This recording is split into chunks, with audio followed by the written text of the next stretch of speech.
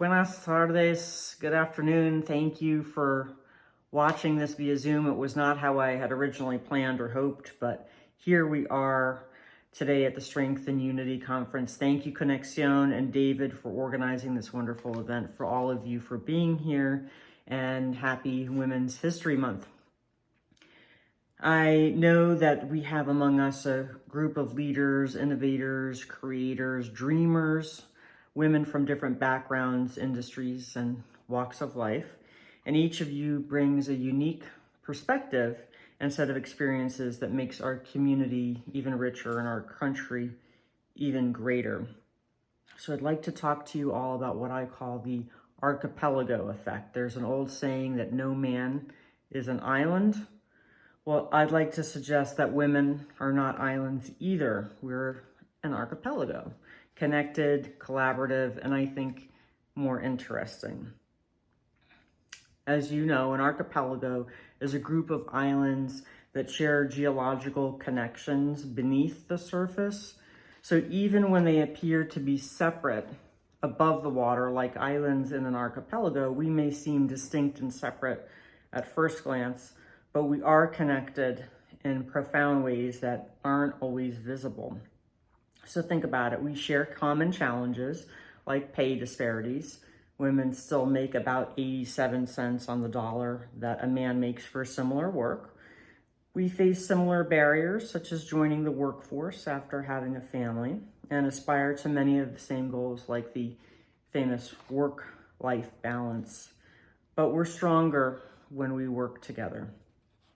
When we recognize these connections and build upon them, we can create something more powerful than any of us could achieve alone.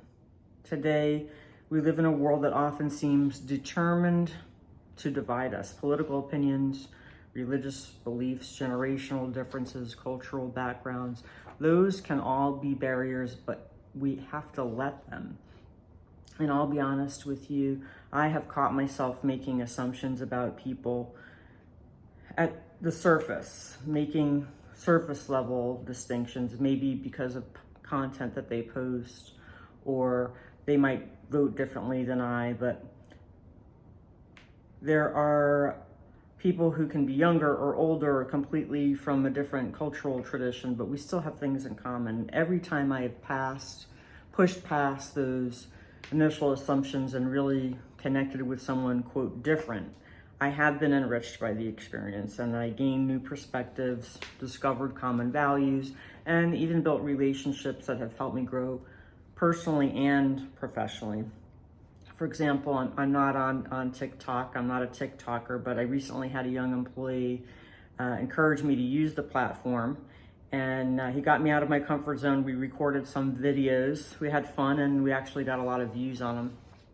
But more seriously, take the remarkable variety presented and represented here today at the conference. Michelle Sierra's faith-driven coaching approach, Dr. Gerardo Discipolo's financial planning expertise offered in 3 languages, to Vel Johnson's insights on strategic PR for community impact. Each of these brings insights shaped by different backgrounds and experiences. The cultural performances you're witnessing today, from Pearl of the South Film and Pensacola Association dancers to the Gypsy Rhythm dancers of Panama City to the Emerald Coast Okinawa group, remind us that unity does not erase our cultural differences, but celebrates them. So here's what I've learned. Our differences don't have to divide us. They can be the very things that make our collaboration more innovative and effective. Because when we bring diverse perspectives to the table, we identify blind spots in our thinking, discover creative solutions to problems, build more inclusive approaches, reach and serve more people, more customers in our community. I've thought of some ways for us to build bridges, not just today, but going forward. So I'd like you all to participate in an activity that I call building bridges across the archipelago. So find a partner, someone sitting near you, hopefully someone that you don't already know, and introduce yourselves. And I want you to tell them your name and why you came to this conference today. So I'll give you a moment to do that. I'll go through this activity on my own, and then I'll encourage you to do it together today. So find someone near you, hopefully someone who you don't already know. Tell them your name and what brought you to the conference. I want you to share one strong opinion that you hold. It can be about anything: life, food, family. One experience that shaped that opinion. One way that opinion has helped you, and one way that it has limited you. So I'll start.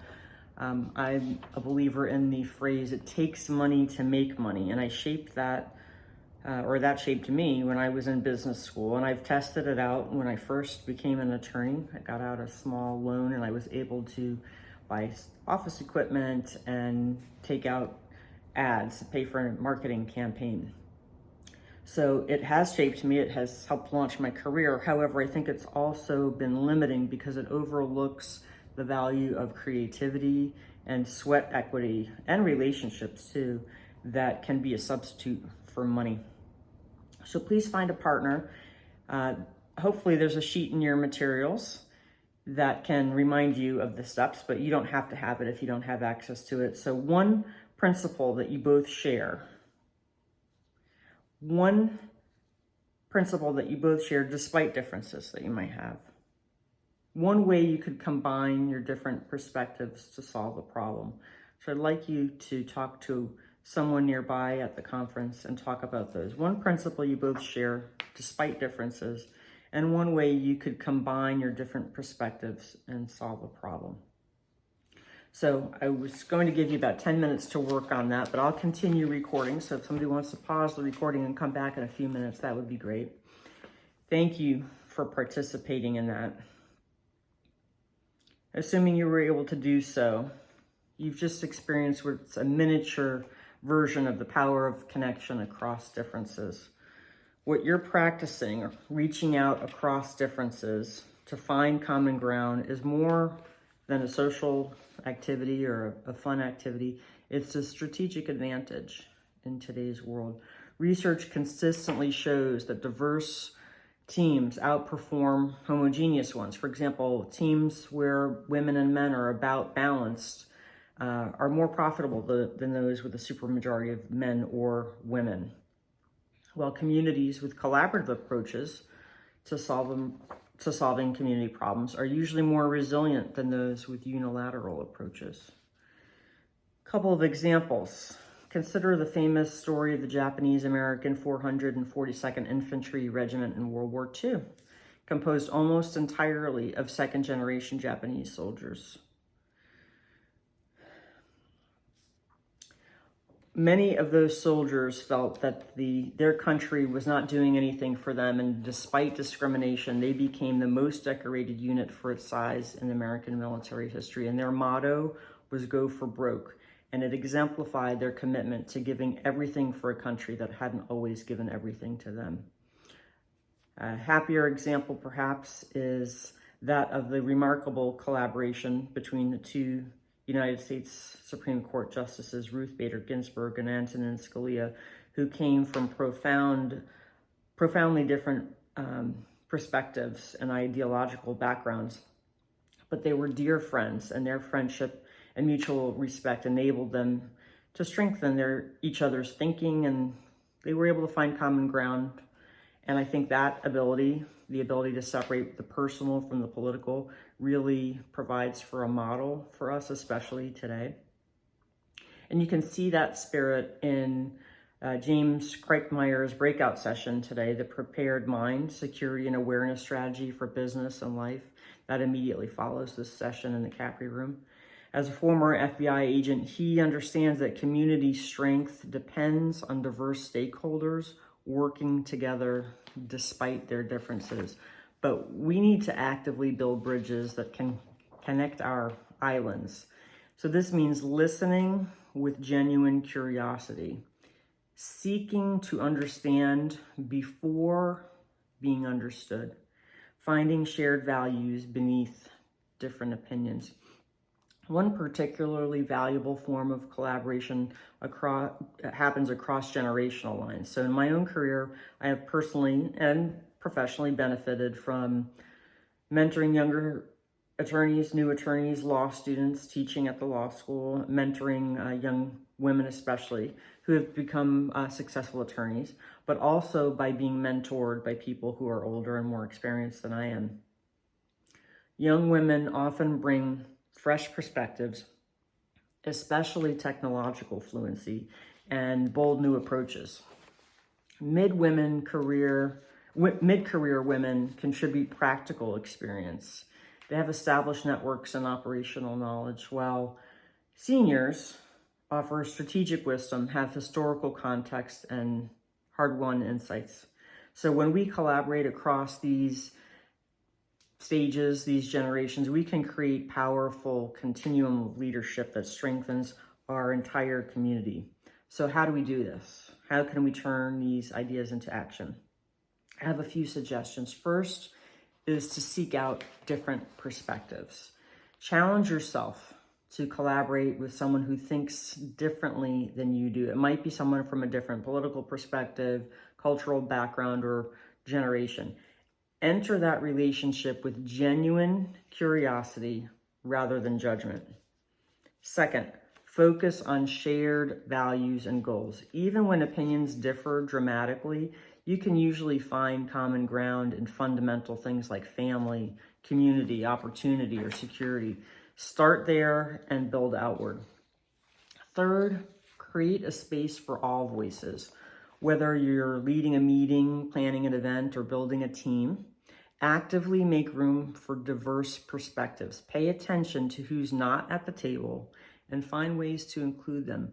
Who knows what benefits can result? But before I conclude, I want to offer you some concrete action steps you can implement immediately to harness the power of collaboration in your own lives and work.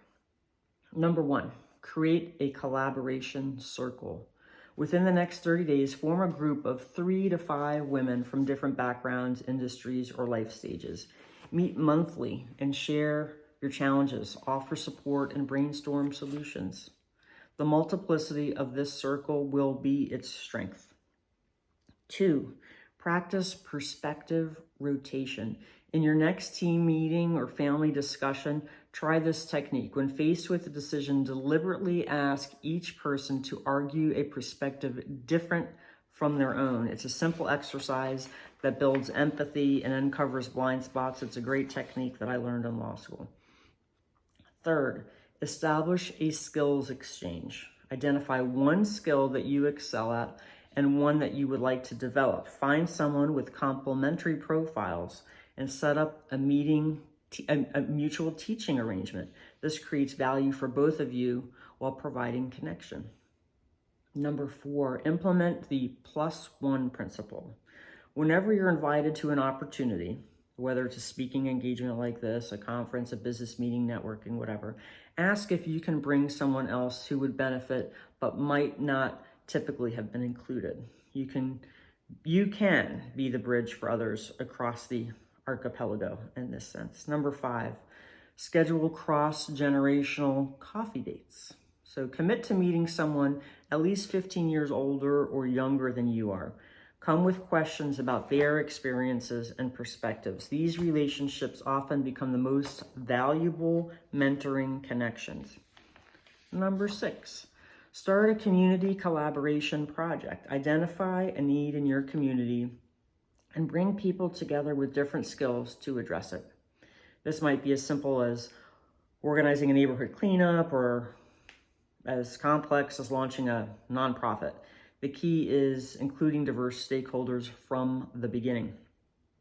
And 7, conduct a difference audit. Look at your personal and professional circles. How diverse are they? Where are the gaps? Make a deliberate effort to expand in areas where your network lacks range of thought, experience, or background. I'm not talking about the billboards where everyone looks alike. I'm talking about the boardrooms where everyone thinks alike. And I'm encouraging you to challenge the status quo.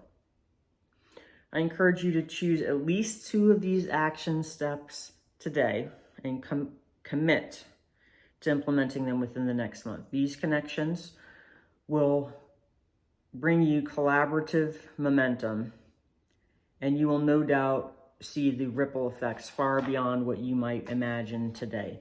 So to help you implement these ideas, I created a strength and unity collaboration checklist that you will find in your materials. I encourage you to use it starting tomorrow. Try to check off at least one activity per category per day. That's just 5 small actions that will build professional collaborative habits over time. And even on your busiest days, I think these small steps will help you create meaningful connections across your personal and business experiences. To make it easier, I started a private Facebook group called Archipelago Collaborators. So if you find me on Facebook, I will invite you to the group. And there we can all keep building bridges and collaborating, even if it's only online.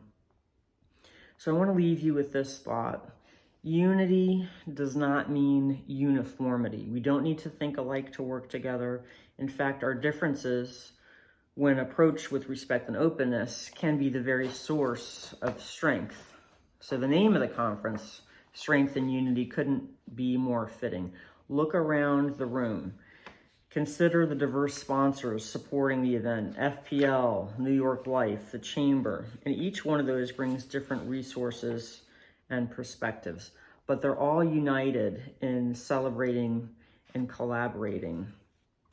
I am reminded that Connexion's mission is to connect diverse communities, exemplified by hosting today's multilingual program, the Spanish language session by my friend Erica Rojas, and the Portuguese offerings by Dr. Discipolo.